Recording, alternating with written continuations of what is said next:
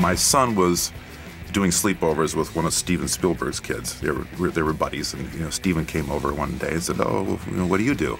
And I said, "Well, I'm a filmmaker." And I told him what I'm up to, and he says, "Oh, well, let me tell you something. Never make a movie on boats or with animals." And I run the Oceanic Preservation Society. All my work involves animals and boats, and so the first thing I should have learned is that from the great director, that don't make a film the way I'm going to make it. Then I guess I would add to that, don't do a film where people have been trying for 20 years to get into Secret Cove and can't get into it.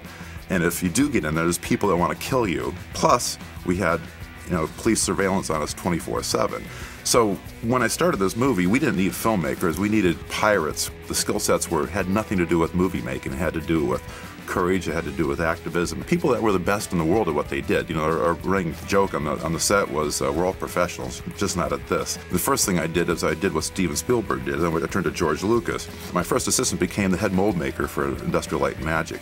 I called him up and said, I've got this problem. I need to hide high-definition cameras in this secret cove, and I want to do it in rocks. Can you help me out? And I thought, well, how are we going to get them in there? And then there's a buddy of mine who is a pirate from, my days of living on the islands in the Caribbean. He's used to being on the lam from the law.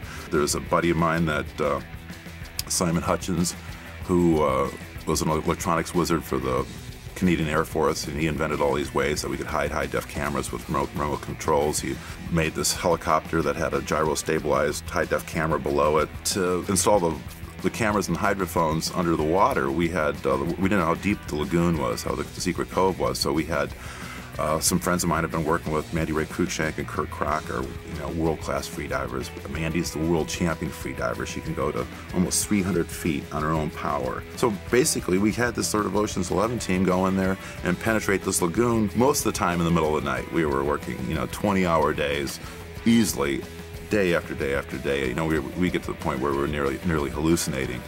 The fear, the pressure, the adrenaline. Another thing, go back to what Spielberg said, is like, yeah, well, don't make a movie at night in a secret cove where people want to kill you with the animals. And we did everything wrong. My name is Louie Psihoyos. I directed a movie called The Cove, and it's in the documentary competition at Sundance.